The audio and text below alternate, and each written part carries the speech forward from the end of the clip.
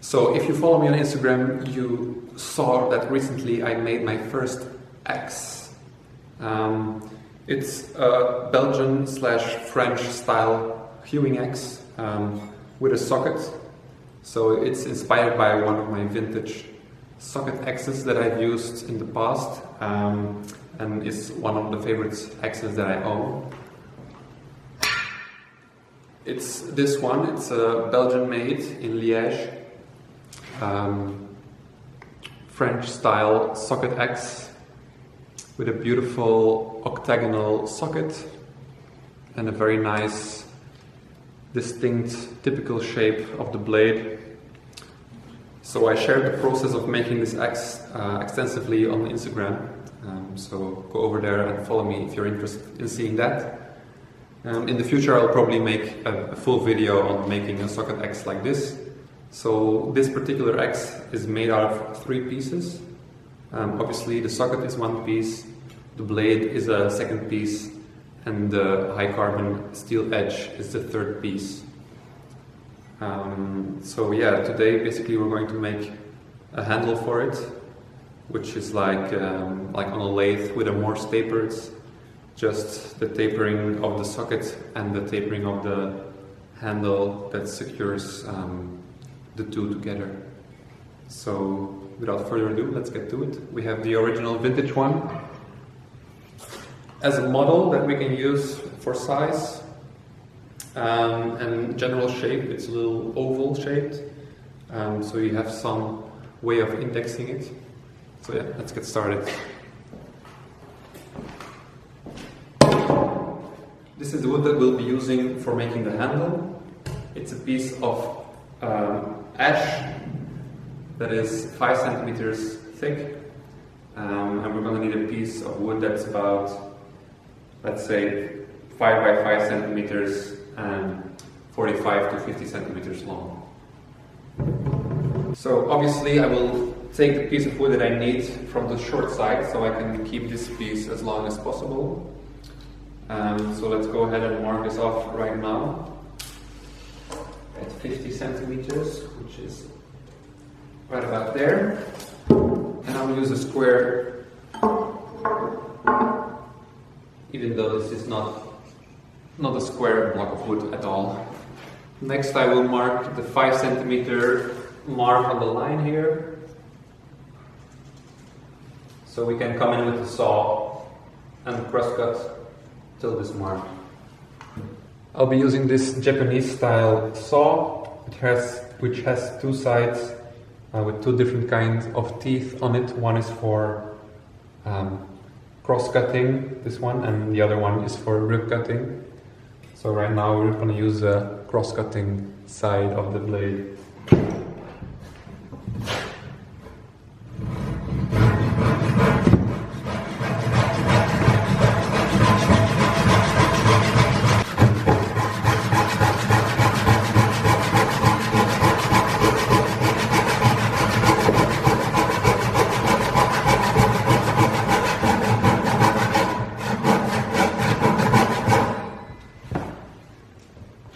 There we go.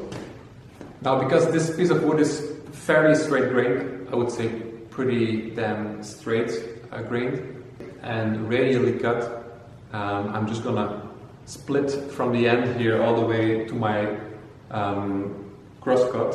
And I kind of followed the grain where my cross cut ended all the way up to see if there's any deviations to it, but it's pretty much straight up until this mark over here. So I will split it using a hatchet and a wooden mallet, and hopefully it will be a nice straight split and I don't have to rib cut this whole piece by hand.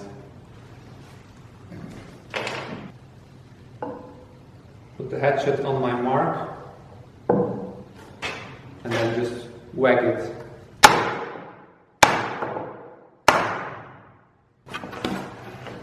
It goes right until the mark that I made. Because I followed the grain up, I could predict where it was going to end up. So let's finish the split.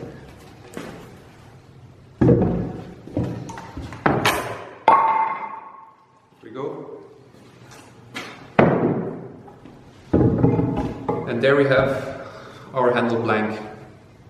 So now that we have our blank, I will choose an orientation of the piece of wood and I will mark the diameter of the socket on the end grain.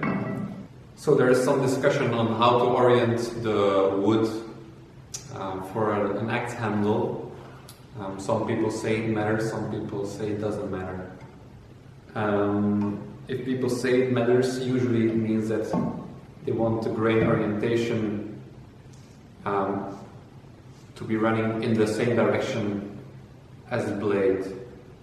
So in this orientation, and they would argue that the other way around is the wrong way around. Now, many historical examples say that it doesn't really matter, because you can see, for example, this vintage axe that I have here, the grain orientation is indeed at a 90° to the direction of the blade. Anyway, I have enough material in this piece of wood that I can indeed orient the wood grain in the direction parallel to the blade, so I'm gonna go ahead and do that. So I'm gonna pick this slimmer side as the top. I can see there's a little bark inclusion right here, but I hope I will be able to remove it in the process, and that there is not a bigger inclusion inside of the wood. I'm going to center the socket as good as I can and just trace around it to roughen the shape. It can later be defined. I'm going to also mark the length of the socket more or less for now.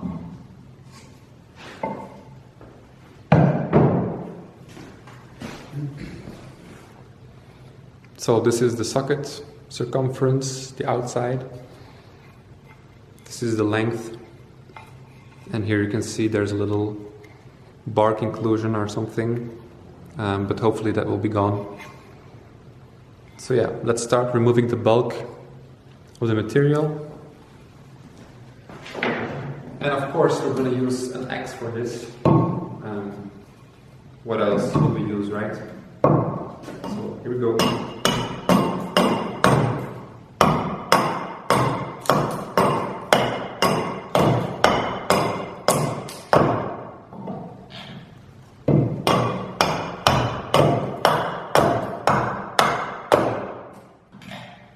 Starting by removing the corners and making it into an octagon, and then later we can bring it to the round.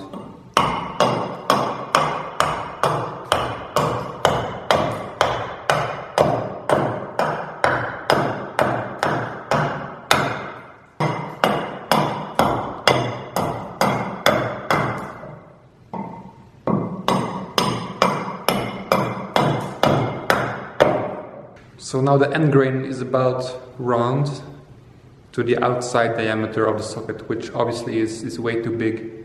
So right now I will go further until the end is about this diameter, and I can pretty much make it parallel the whole length, because we're going to need this size diameter at the base of the socket.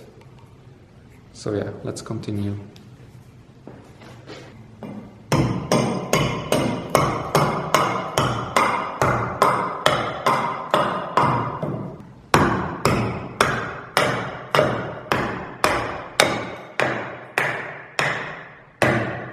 So we roughed in the shape using the axe. This is the end grain, which almost fits in the end of the socket. So right now I'm gonna switch to the draw knife. I'm gonna flip my bench vise around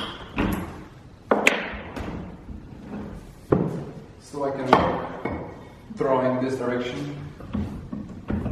And here we have the draw knife I'll be using.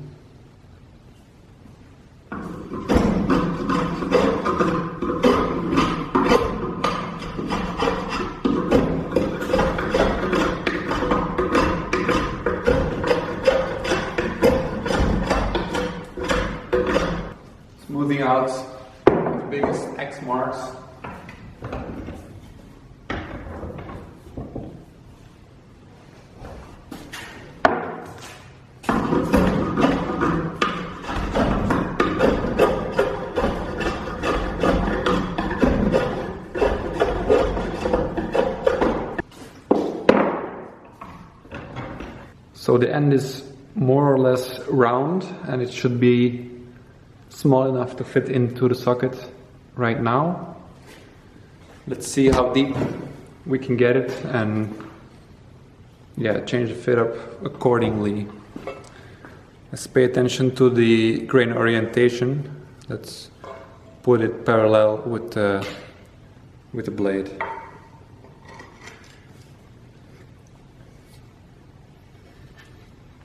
Alright, this is the fit up so far.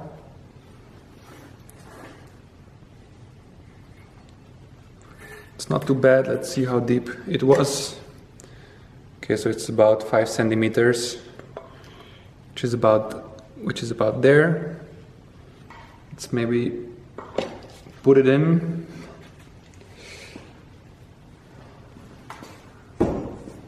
Give it a little whack.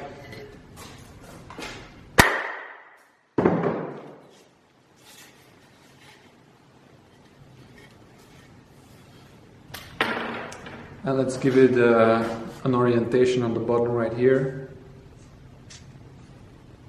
So this is where the edge points. So we can put it in the same way every time. Now the socket leaves a mark where we are hitting the handle, so we know where to remove some wood, but I will just remove some wood from the general shape.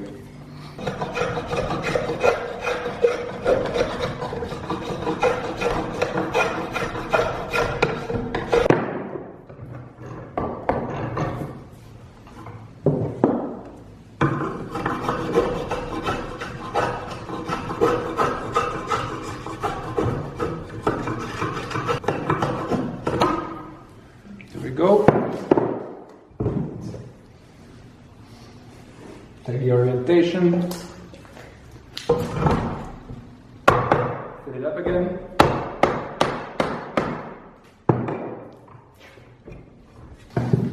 Alright, give it a good whack.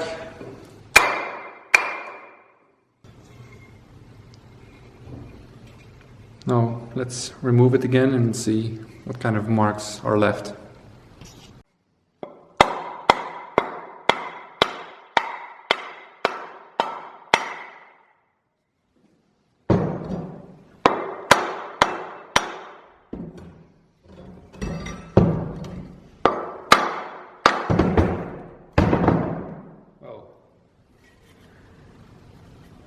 So now you know how well a socket X fits over its socket, that it's a pretty good joint. And you don't need any wedge or pin to keep it in place. Anyway, here's the marks. Let's remove them and see how much deeper we can go. We're about just over halfway there. So we've made some progress. As you can see, the mark is up to here. If I put the socket next to it on the outside, you can see we are more or less at the junction. So I will fit up this last part with the draw knife or even the spoke shave and leave it as it is to secure the two together, and then finish the rest of the handle.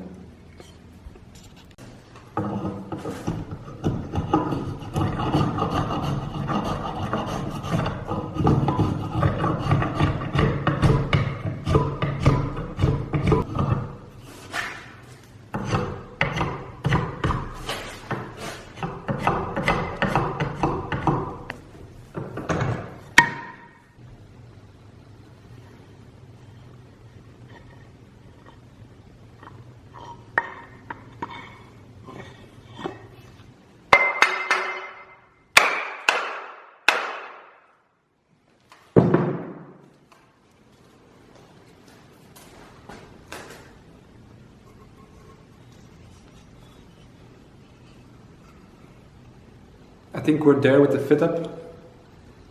The wood fits nicely inside. It's about all the way there. So right now I'm gonna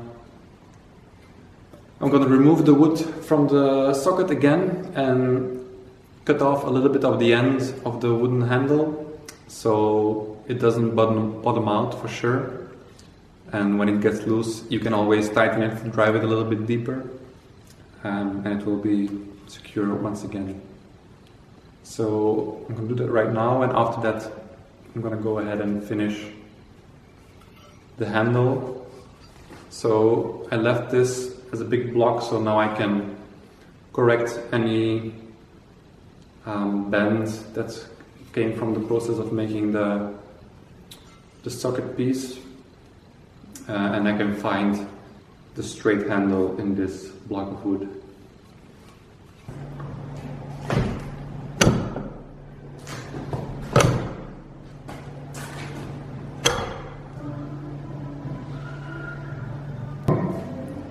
So the handle blank has been fit up to the X.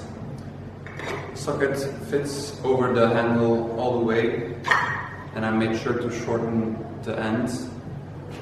So right now I'm gonna X out the rest of the blank shape using my hatchet at my stump here.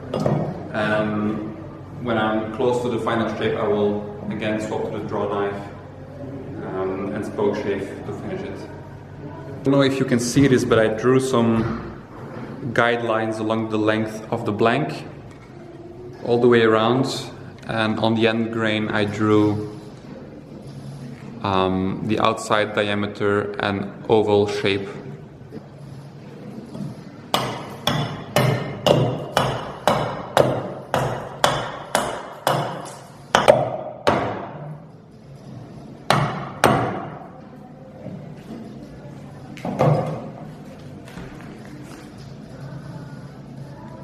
So here the end of the base of the handle is roughed in, and now I will just safely remove the bulk of the material from in between these 2 points.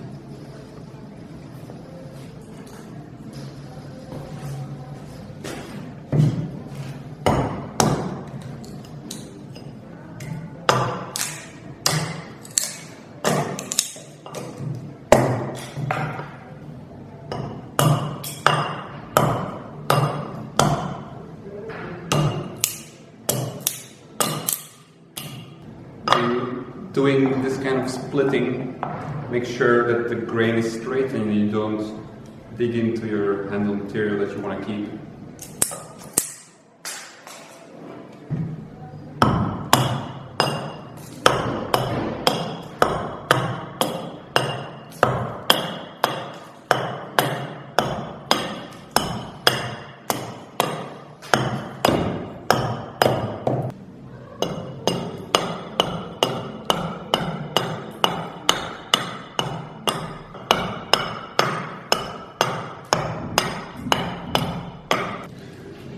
Alright, I think I'm gonna switch to the draw knife right now.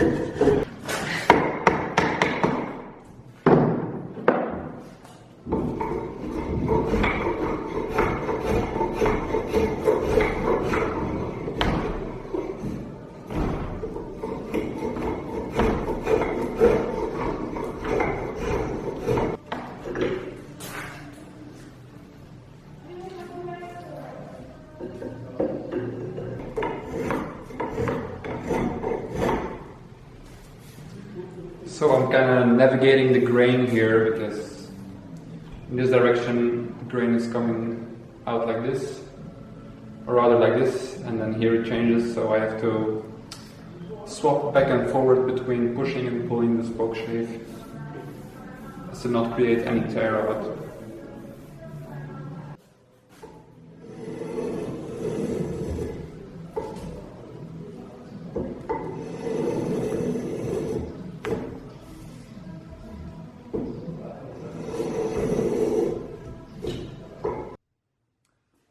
So we're at the final dimension, more or less.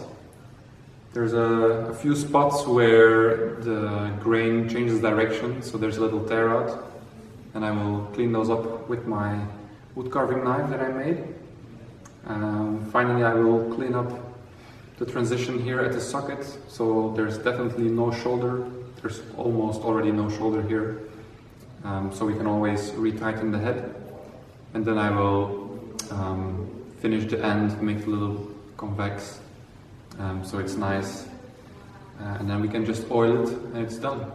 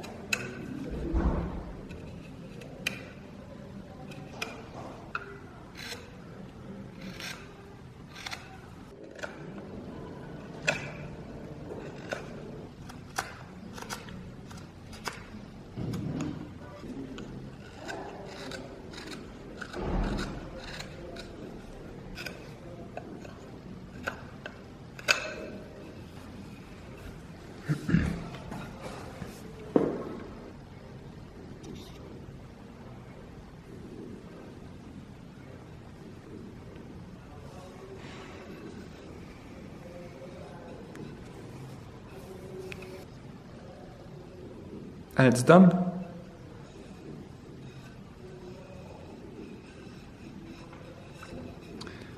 The bark inclusion is still there a little bit.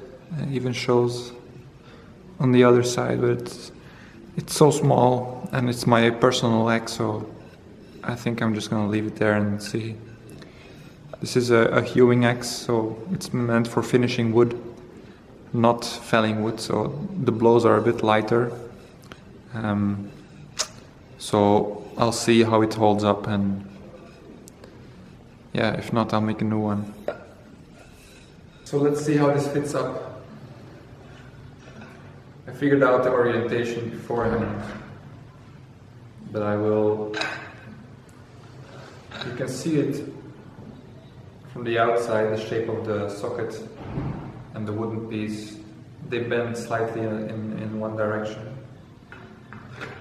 But I will carve a little arrow on the base of the axe here. So when it comes off, you can put it back in the right orientation.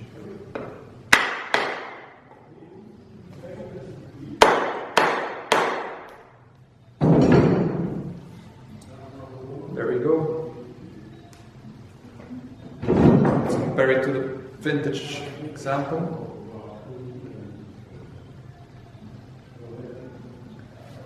I mean, dual wielding.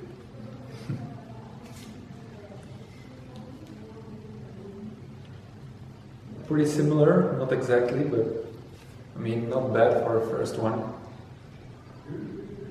if I do say so myself. Now I still need to finish sharpening this axe, so I will not drive in the handle completely, but I can oil it already, so let's put some linseed oil on this handle.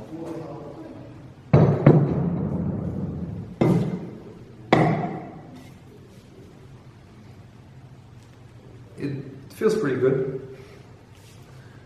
Now all I need is a tree.